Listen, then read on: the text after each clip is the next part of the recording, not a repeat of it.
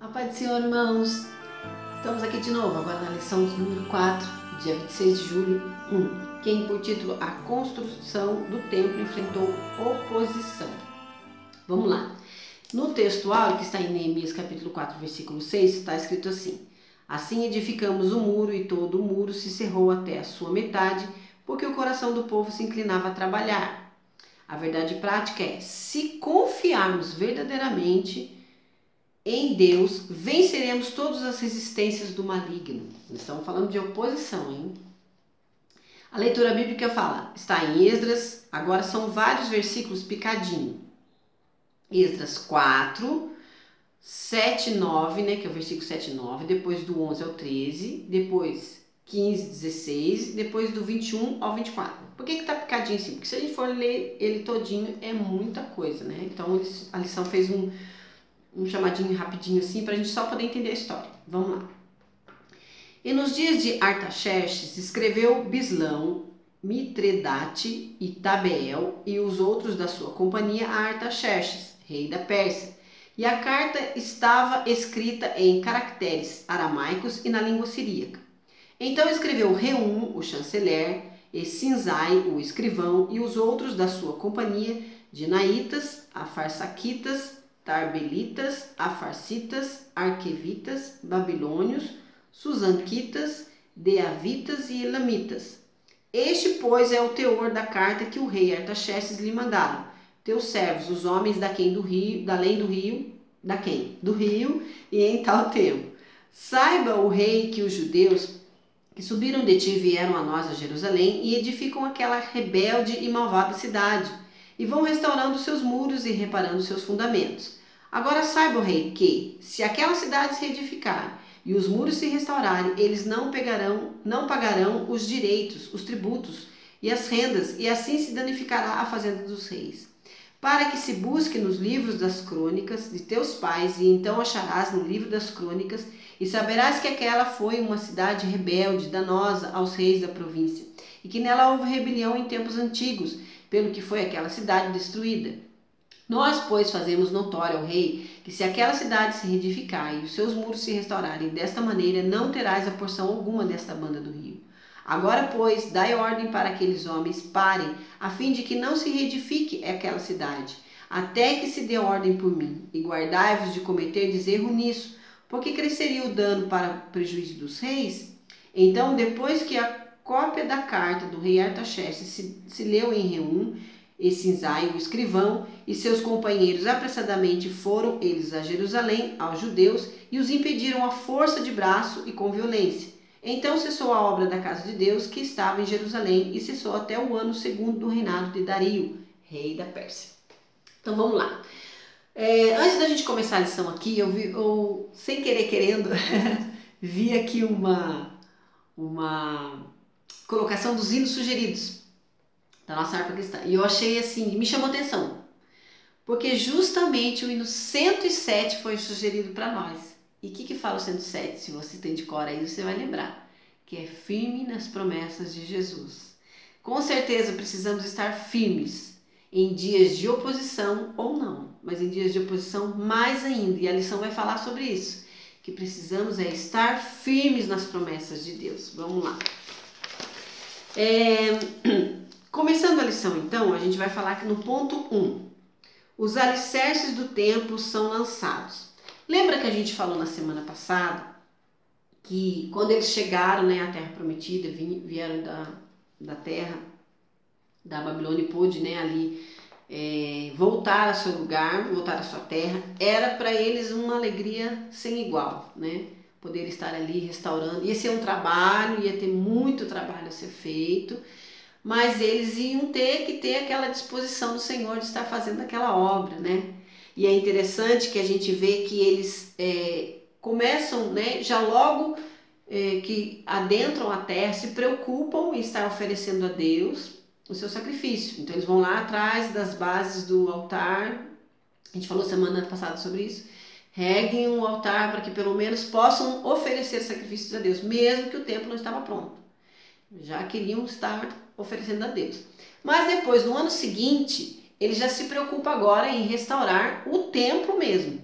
E é aí que eles vão começar a lançar as bases para o templo começar a ser reerguido. E esse dia para eles foi tão assim alegre e feliz que eles festejam, eles celebram esse dia, né? Aqui na lição a gente vai ver que o lançamento, né, como tópico aqui, o lançamento dos alicerces é celebrado com uma solenidade. Vamos ler Esdras 3? Vamos lá, que Esdras 3 vai falar sobre a alegria deles estar fazendo esse trabalho agora dos alicerces do próprio templo. Esdras 3, 10 e 11. Vamos lá. Vamos ler até o 13, são 4 versículos, mas é bom porque daí vai dar mais entendimento para nós. Quando, pois, os edificadores lançaram os alicerces do templo agora, então apresentaram-se os sacerdotes já revestidos e com trombetas, os levitas, filhos de Asaf, com saltérios, para louvarem ao Senhor conforme a instituição de Davi, rei de Israel. Cantavam a reveses, louvando, celebrando ao Senhor porque é bom, porque a sua benignidade dura para sempre. E todo o povo jubilou com grande júbilo quando louvaram ao Senhor pela fundação da casa do Senhor.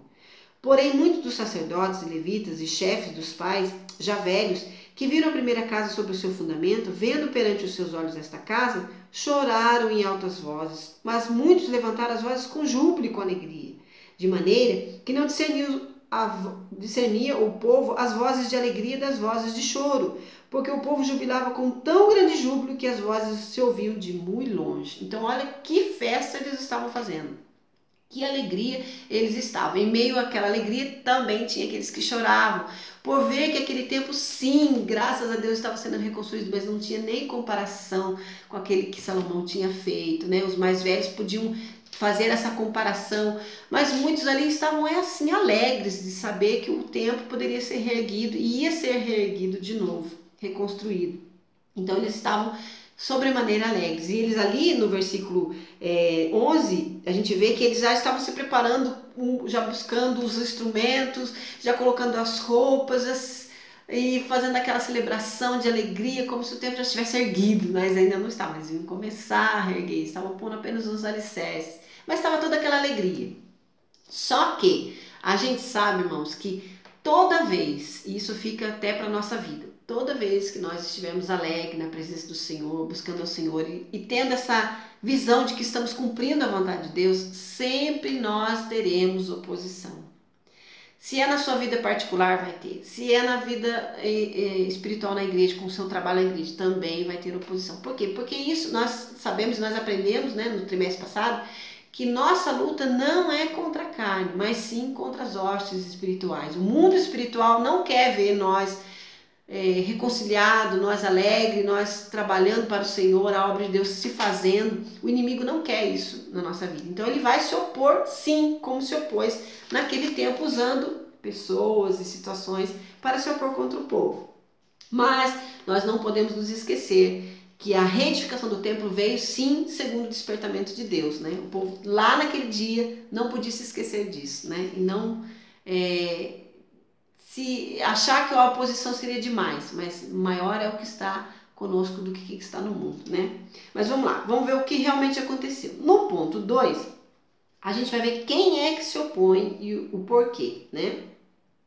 Ponto 2, os samaritanos se opõem à construção do templo. Entre os moradores da terra estavam os samaritanos. Você vai lembrar muito bem, se você já estudou e sabe quem são os samaritanos, que eles, na época em que Israel, né, o povo do norte, vamos dizer, o reino do norte, foi levado para a Síria, o rei da Síria, ele traz também da Síria e coloca pessoas ali no lugar de Samaria, né, para reabitar Samaria já conquistada. E esse transportar de povo de lá para cá e trazendo outro povo para morar em Samaria, o que acontece? O povo ali se contamina. Por quê? Porque eles, sendo de outro lugar, tendo outros deuses, amando outros deuses, né, reverenciando outros deuses, quando eles chegam na terra de Samaria, eles se misturam. Ou seja, eles acabam adorando também o Deus de Israel e os seus deuses. Então aquele povo, além de não ser um povo judeu puro, vamos dizer assim, porque havia o rei da Síria havia deixado alguns sacerdotes lá para ensinar, né, aquele povo como servir ao Deus de Israel, e eles se misturaram, tendo ali aquela, né, prosperando no sentido de ter outras famílias misturada com o povo judeu. E ali, então, esses samaritanos começam ali reerguer um povo que não adorava ao Deus verdadeiro, né? Ele adorava a vários deuses, inclusive ao Deus verdadeiro. Então essa é assim a relutância do povo judeu contra os samaritanos, justamente por isso, por essa mescla de cultura, de religião, de maneira de viver, né, na sociedade, e não sendo como Deus realmente queria, né? Então tem então você já conseguiu entender mais ou menos aí uma pincelada aí de quem eram os samaritanos. E justamente esse povo se opõe aos judeus que vêm do cativeiro ali para reerguer Jerusalém, o povo que vem de Judá, né, do povo em si, que vem ali querer reerguer aquela cidade de Jerusalém. Mas qual é a estratégia daqueles samaritanos? A primeira estratégia que eles, vamos dizer assim, que é o ponto-chave, né, a isca para essa oposição acontecer, eles pedem para que deixem ajudar na reconstrução. Vamos ler onde é isso? Esdras 4, no versículo, vamos ver onde que está. Aqui, no versículo 3, no 2 e 3 é melhor. Porque eles chegam para Zorobabel pedindo isso, vamos lá. Chegaram-se a Zorobabel e aos chefes dos pais e disseram-lhes: deixe-nos edificar convosco, porque, como vós, buscaremos ao vosso Deus, como também já lhe sacrificamos desde os dias de Esar-Adom, rei da Síria, que nos mandou vir para aqui. Porém, qual foi a resposta de Zorobabel? Porém, Zorobabel e Jesua, que é a mesma coisa que Josué, tá? Naquele tempo, essa pronúncia, que é o sacerdote, tá? E os outros chefes dos pais de Israel lhes disseram: não convém que vós e nós edifiquemos a casa a nosso Deus, mas nós sós a edificaremos ao Senhor, Deus de Israel, como nos ordenou o rei Ciro, rei da Pérsia. Então os samaritanos primeiro começam pedindo: deixa nós edificar com vocês. Esse tempo nós também adoramos o Deus de vocês, né? E põe aquela estratégia bem de boinha, né? Para poder querer erguer junto. Mas Zorobabel foi bem enfático e disse: não, nós vamos edificar sozinho.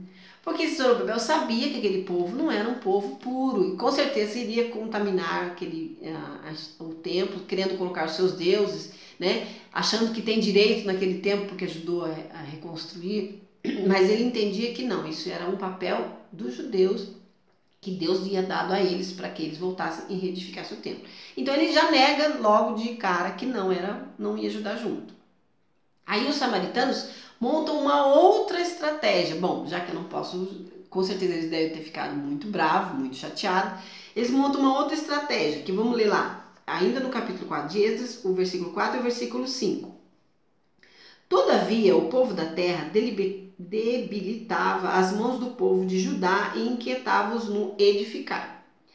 Alugaram contra eles conselheiros para frustrarem o seu plano todos os dias de Ciro, rei da Pérsia, até o reinado de Dario, rei da Pérsia. Então, além deles ver que não dava, né, não tinham conseguido estar ali reedificando o templo com eles, eles falaram assim: bom, então vamos tentar atrapalhar. Né? Alugam pessoas, ou seja, pagam para homens ir lá tentar dar um conselho contra aquela construção. E se não bastasse ainda, eles vão lá e escrevem uma carta ao rei Artaxerxes, que é daquele tempo, né? Para que ele impeça aquela obra. E o que eles fazem nessa carta? Né? É interessante a gente ver isso aí. A gente vai ver aqui, ó, que é no ponto 2, do tópico 2, que eles falam: os samaritanos tentam frustrar a construção do templo. Como que eles tentam frustrar? Eles escrevem uma carta para esse rei daquele tempo, que inflamando, né, uma intenção, uma possível intenção daquele povo estar reedificando a cidade. Aí vamos ler lá onde é que fala? Tá lá no versículo 13, ó.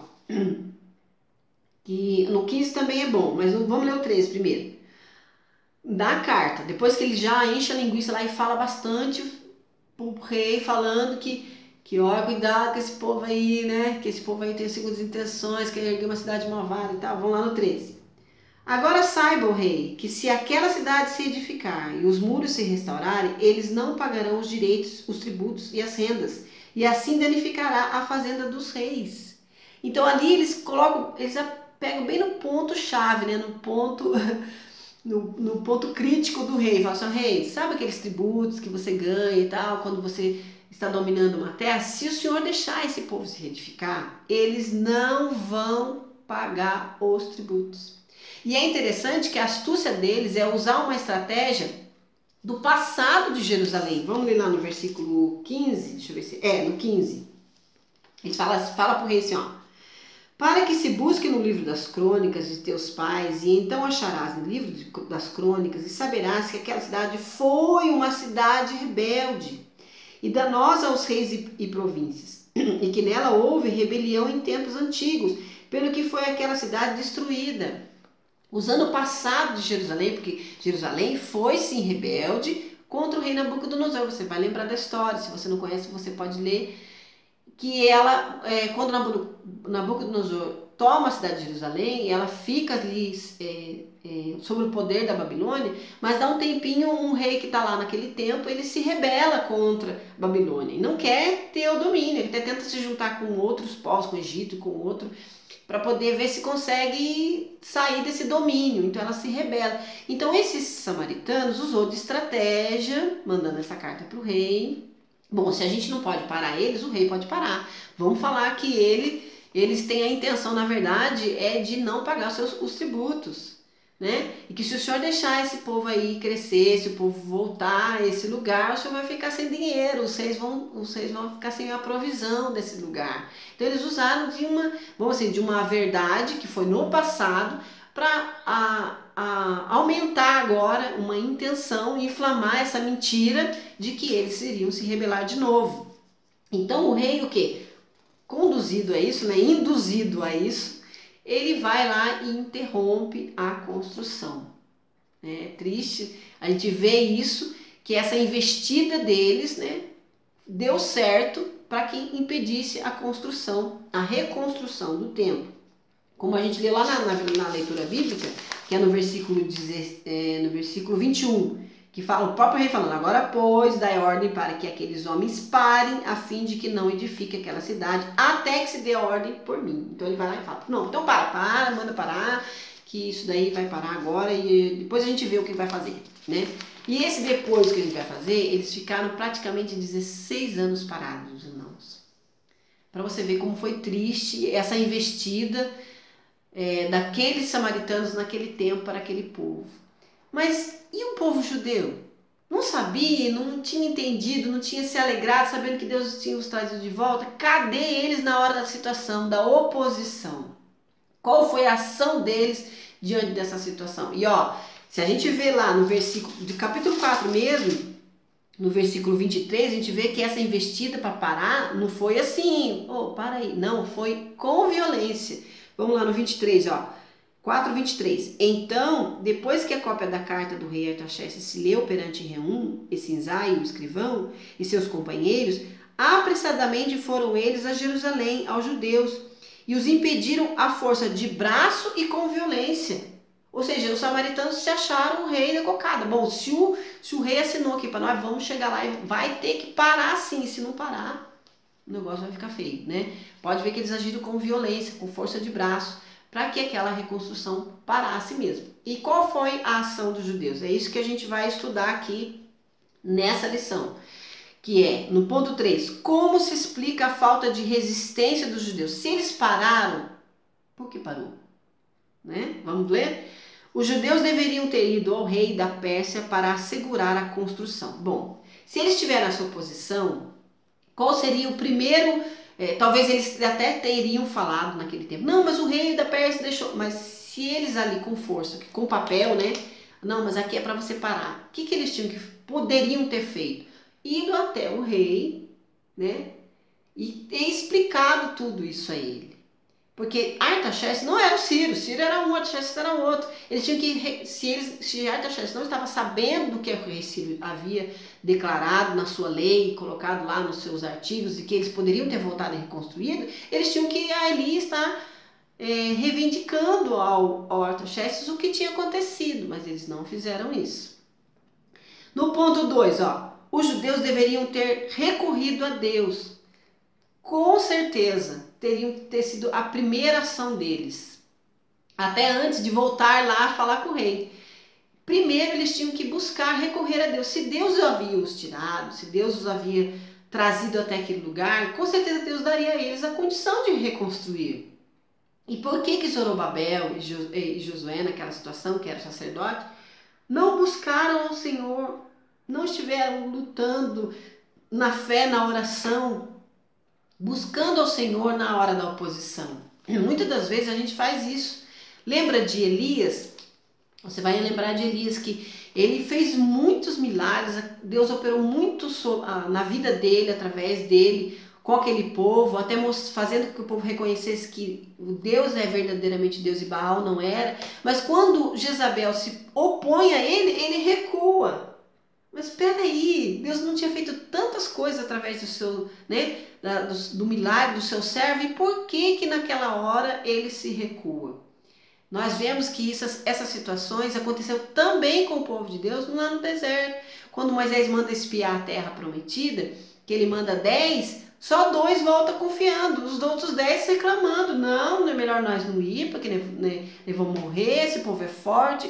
E por que isso aconteceu? Por falta de fé. Os 10 não acreditaram na promessa de Deus, que Deus havia dado a eles a terra, e com certeza ia dar condições. Se a terra era difícil, Deus iria dar condições. E essa situação aconteceu, infelizmente, com o povo que estava lá. Eles se alegraram, jubilaram até fazendo barulho de longe, naquele primeiro dia, se alegrando. Mas quando a oposição chegou, eles cruzaram o seu braço e disseram: e agora? O que a gente vai fazer? Mas deviam sim buscar ao Senhor, o dono da obra, o dono daquela obra. Aqui na lição colocam-se 2 exemplos.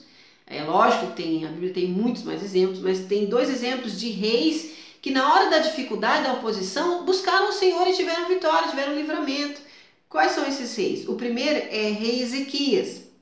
Quando Judá se vê cercada pelo rei da Síria, ele vai lá e convoca. O que ele faz? Ele convoca todo o povo a clamar, a buscar ao Senhor, se humilha na presença de Deus e Deus intervém por ele. E o que acontece?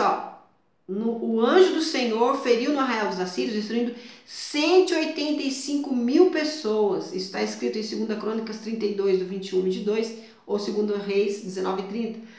Deus intervém naquela situação, naquela oposição que o rei Ezequias estava, e dá vitória para ele. Qual o outro rei? O rei Josafá. Você vai lembrar dessa história mais ainda, porque essa história é linda.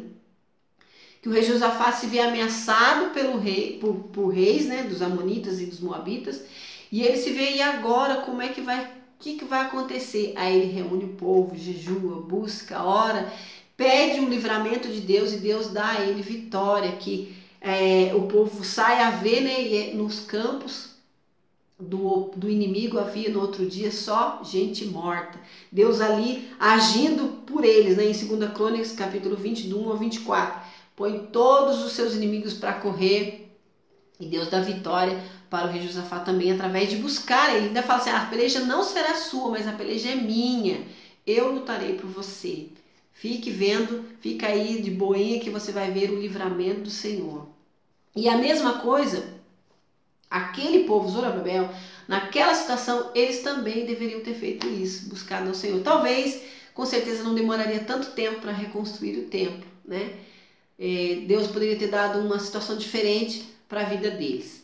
Mas outros motivos que a lição coloca aqui, de como se explicar essa falta de resistência, essa falta de não lutar, de não ir atrás, de não buscar a Deus, e não ver qual foi vamos dizer, mais motivos ainda para o povo judeu não ter ido atrás das suas promessas, não ter lutado por isso.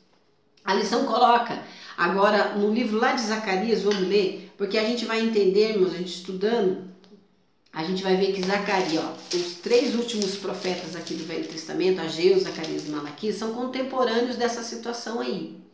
E Zacarias é aquele que fala, mostrando porque talvez, o povo se retrai, porque os seus líderes ali foram confrontados. Vamos ler aqui, vamos ver em Zacarias capítulo 4, versículo 6, quando fala de Zorobabel, ó. E respondeu e me falou dizendo, esta é a palavra do Senhor a Zorobabel, dizendo, não por força, nem por violência, mas pelo meu espírito, diz o Senhor dos Exércitos. Talvez Zorobabel quis resistir na base da força.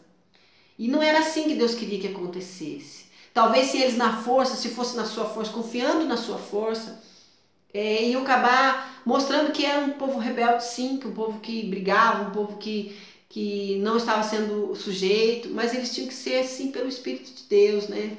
Teriam que convencer o rei por aquilo que aconteceu através do Espírito de Deus e não pela força nem pela violência. Se ele confiou na sua força, ele ali se retrai porque ele vê que sua força não ia acontecer nada, né? Não ia poder nada se ser feito. Então Deus fala através do profeta Zacarias a Zorobabel que não ia ser por força e nem por violência, mas pela ação do seu próprio Espírito, né? O Espírito de Deus. E Deus também fala com o sumo sacerdote Josué. Vamos ler lá em Zacarias capítulo 3, versículo... Se você ler o 1, o 2 e o 3 é melhor, porque é só o 3 que está citado aqui, porque ele fala assim, ó, ora, Josué, vestido de vestidos sujos, estava diante do anjo. A visão que Zacarias tem é que vê Josué com vestidos sujos. E o que dá isso a entender para nós? É que ele se sentia indigno ou estava indigno diante daquela situação. E talvez por essa situação de se sentir indigno, ele se retrai e não busca o Senhor naquela situação de adversidade, de oposição. Mas nós podemos entender que é Deus quem nos justifica. Tanto é que no versículo 4 fala assim, ó, seguindo essa visão que Zacarias está tendo. Então falando, ordenou aos que estavam diante dele, dizendo, tirai-lhe estes vestidos sujos.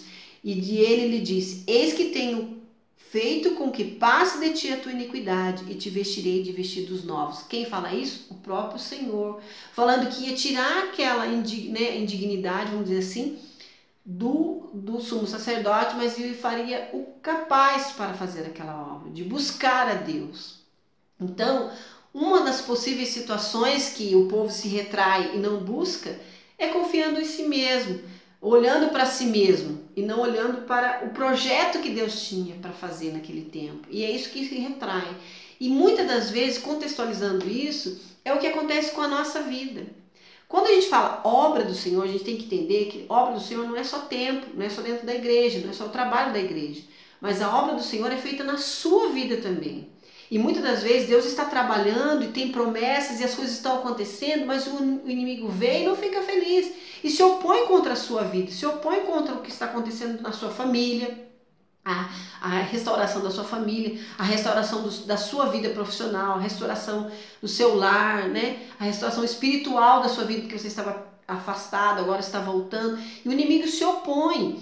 E nós, se olharmos para nós mesmos, a gente vai parar mesmo, a gente vai estacionar. Mas temos que confiar no Senhor e olhar para Ele, que é nosso autor e consumador. E confiar que a obra que Ele começou a fazer, Ele vai aperfeiçoar. E que a capacidade de continuar essa obra não virá de mim mesmo, não virá de nós mesmos, mas da força que vem do Senhor.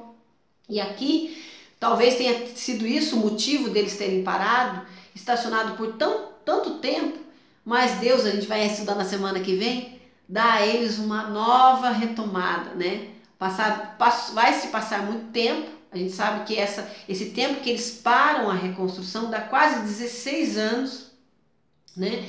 Mas Deus ali fala com eles de novo, dá a eles um trabalhar do Senhor e eles voltam a fazer a reconstrução. Mas aqui na lição a gente vai ver esse ponto de parada deles, né? Infelizmente, esse ponto de parada. Agora o último tópico que fala a reação, que é o tópico 4, a reação dos samaritanos quando os judeus cessaram a obra.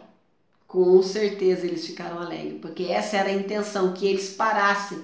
Então quando os samaritanos vê que eles param, aí era o jeito que eu queria, né? Mas vamos ver lá. Primeiro ponto, a tristeza dos judeus. Os judeus se encontram extremamente tristes com essa situação, né? Entristecidos e desanimados. E a gente vai ver como que a gente entende por que eles estavam desanimados. Ponto 2, a alegria dos samaritanos. Com certeza eles estavam alegres. Talvez aqueles conselheiros que tanto ficou lá na cabeça dos judeus falaram assim: vocês conseguiram, né? Elogiaram, parabéns pelo trabalho e a carta feita. Nós conseguimos convencer o rei para ele mandar ele parar.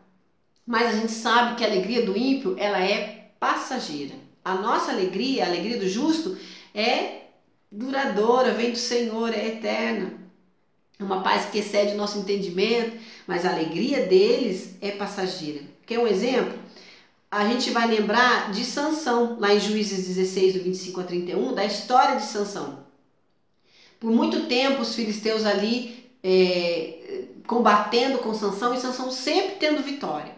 Mas quando eles vencem Sansão, cortam seu cabelo lá, aprisionam, deixam ele cego, aquele tempo de alegria onde eles até festejaram, né, colocaram lá a Sansão como vamos dizer assim, um insulto, não é insulto, é uma blasfema, né? Olha, que tá vendo, nós pegamos ele, nós fizemos tudo contra ele, agora ele é nosso servo, ele não tem mais contra nós. Essa alegria dos cristãos durou pouco tempo, porque quando Sansão se repõe, se recoloca diante da presença de Deus e pede a misericórdia do Senhor, Deus devolve a ele a força e ele mata mais filisteus naquele dia do que toda a sua vida. Então a felicidade dos filisteus durou muito pouco, porque maior é o que está conosco, né? E o Senhor nos dá a vitória. Outra alegria que durou pouco também, quando aqueles sacerdotes que compraram a vida de Judas para contra Cristo, eles se alegram na morte, né, da crucificação de Cristo, pouco tempo durou, porque o Senhor ressurge, a sua ressurreição, né, a alegria de ver Cristo ali ressurreto de novo, para eles foi uma tristeza, porque daí agora o trabalho dobrou, os sacerdotes agora tinham muito mais luta na situação, então o tempo de alegria da morte de Cristo para ele durou muito pouco tempo, né? Tentou Judas lá, fez o que fez com a vida de Judas, mas logo o Senhor estava ali ressurreto e o trabalho para eles agora tinha aumentado e muito. E também agora a gente vai entender que essa tristeza dos judeus é comprovada com um desânimo, comprovada com atitudes que mostram que eles realmente cruzaram o braço e ficaram ali naquela situação, né? E agora o que a gente vai fazer? E agora como a gente vai fazer? Quer ver uma comprovação desse desânimo? No ponto A aqui ele fala que lá em Ageu 1, vamos ler em Ageu agora, que também foi contemporâneo lá do tempo, Ageu 1 e 2.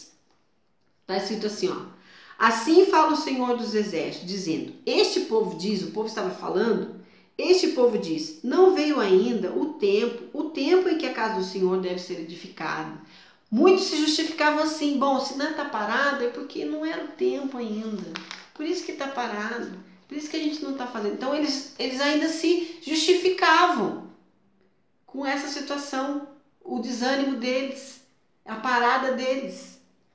Até muitas vezes eu e você falamos isso quando a situação acontece na nossa vida. É porque não é para acontecer, mas nós estamos buscando o Senhor para que realmente isso, ter essa certeza que não era para acontecer. Às vezes não, a gente vê a oposição e a gente já larga o balde, né? Já quer chutar o balde e deixa para lá e vê que não vai dar certo mesmo e acaba largando a situação. Outra comprovação desse desânimo é que muitos pararam de estar servindo ao Senhor, começaram a se preocupar com suas próprias casas, deixaram a construção do templo. Não pode construir mesmo? Então vamos cuidar da nossa vida, né? Vamos aqui cuidar da nossa casa, né? Estamos precisando fazer tanta coisa, precisando fazer tantas coisas e modificações, e a gente sabe que a gente é assim, irmãos. A gente, quando tira o foco da presença de Deus, se ocupa com qualquer outra coisa. E se ocupa mesmo, a ponto de dizer assim, não, mas ele estava precisando fazer isso mesmo, precisando buscar essa reforma na nossa casa, e era o que eles estavam fazendo lá, né? A nossa cidade ainda precisa muita coisa para fazer, e foi deixando o tempo de lado e se excusando, né, de estar na edificação do templo, se ocupando com outras coisas. E quanto de nós às vezes é assim? Qual outra demonstração desse desânimo, dessa atitude? Muitos judeus nem mais estavam ajudando no sacrifício, nas ofertas, Porque lembra que eu falei, o templo não estava reerguido, mas o sacrifício eles estavam fazendo. Mas muitos, diante daquele desânimo, diante daquela, não, o templo não está construído mesmo, está parado mesmo, então por que eu vou dar oferta? Por que eu vou sacrificar? Eu acho que Deus nem está vendo que nós estamos aqui. E foi aquele desânimo tomando conta, e a Bíblia fala, se a gente lê no livro de Malaquias e também no livro de Zacarias, que eles foram parando. No livro de Ageu ainda fala que Deus fala para eles assim, Deus dá um aperto neles. Vocês não estão colocando, vocês trabalham, semeiam, fazem isso, mas vocês não colhem. Vocês colocam tudo como se fosse saco furado. Sabe por quê? Porque Deus estava o quê? Ó, não adianta vocês ficar fazendo isso que vocês estão querendo se afastar, mas não é esse o meu propósito. Eu quero que vocês estejam no templo, na reconstrução do templo. Então ali Deus dá um sim. Nesse tempo, a gente vai aprender na semana que vem, na aula da semana que vem, que Deus dá um chacoalhão neles. Ei, peraí, eu chamei vocês para esta obra, para que vocês estejam fazendo essa obra, reconstruindo. E por uma simples, vamos dizer, a gente fala simples, mas com certeza para eles eram pesada, uma oposição pesada, vocês largam todas as coisas. Se vocês esqueceram que é eu que vos chamei, que é eu que estarei convosco. Quantas vezes Deus falou para Josué, não tem mais, né? Lá no tempo logo depois de Moisés, falava para Josué, não tema, não se assombre com as coisas, mas permaneça. E essa era a intenção de Deus para aquele povo naquele tempo. Eles tinham que permanecer. Era uma obra que Deus tinha com eles, mas eles pararam, simplesmente deixaram a coisa rolar, né? Diante daquela oposição. E essa lição, ela quer nos despertar para isso. O povo ali parou, cruzou os braços por um bom tempo. Mas e você? Deus fazendo a obra na sua vida, Deus trabalhando na sua família, Deus trabalhando na sua vida espiritual. Você, diante de uma oposição, já cruza o braço e deixa, não dá mais, a luta está muito ferrenha, não consigo. Ou você tem confiado que Deus estará com você, que Deus estará te abençoando a vencer essa luta, essa oposição. Lembre-se que a Bíblia fala assim, que todo aquele que quer viver uma vida piedosa sofrerá perseguições. E não foi diferente para eles e não vai ser diferente para nós. Quando nós sim tentarmos fazer a obra de Deus, muito vai se levantar contra nós. Mas o Senhor estará conosco em todo momento da nossa vida. E nesse momento de pandemia, a contextualização disso aqui é fundamental. Porque a situação, né, de pandemia nos coloca... vamos dizer assim, querendo nos deixar parar, querendo nos deixar a par do trabalho do Senhor, porque a gente muitas das vezes colocava o trabalho do Senhor só dentro do templo, mas nós sabemos que nós somos o templo do Senhor. O trabalho aqui nesse templo, ele tem continuado, o altar não podia se apagar, lembra-se disso? Na aliança passada, tinha-se o templo físico e o altar estava lá e não podia se apagar. E nós, que somos agora nessa nova aliança, o templo do Senhor, o altar que está dentro de nós, está se apagando, não devemos deixar se apagar. Como a gente falou na semana passada, a renovação desse altar. Se caso apagou, volte ao Senhor. Volte a estar na presença de Deus, confiando no Senhor. E essa obra precisa continuar, estar em contínuo. Porque, como eu falei, a obra de Deus não está só nas coisas físicas, mas também em nós que somos o templo do Senhor. Né? Você continua sendo a testemunha do Senhor para falar do Evangelho. Você, mesmo não estando sempre nos cultos, você continua sendo aquele que precisa ir e falar do amor de Deus e vivenciar com atitudes para que as outras pessoas possam conhecer o verdadeiro Deus. Então essa lição fica para esse confronto. E semana que vem, se Deus quiser, estaremos juntos de novo falando desse continuar de Deus. Deus continua, a obra foi do Senhor e Deus chamou, e Deus vai fazer com que o povo viva isso. Vai sim o povo sofrer por esse tempo? Vai, mas Deus vai trazer esse renovo, essa capacidade de cumprir a vontade de Deus, de estar reerguendo o templo, porque o templo foi sim reerguido, depois de um bom tempo, mas ele foi sim reerguido. Teve oposição? Teve. Mas o Senhor é Deus para cumprir a sua promessa na nossa vida. E isso você jamais deve se esquecer. Amém? Que Deus fale no seu coração e continue falando. E deixa Deus avivar o seu coração para você trabalhar e ter muito ânimo, mesmo que se levante. oposições contra você, contra a sua família, contra a sua vida na presença de Deus. Lembre-se que é Deus quem nos justifica. Amém? Eu agradeço a todos.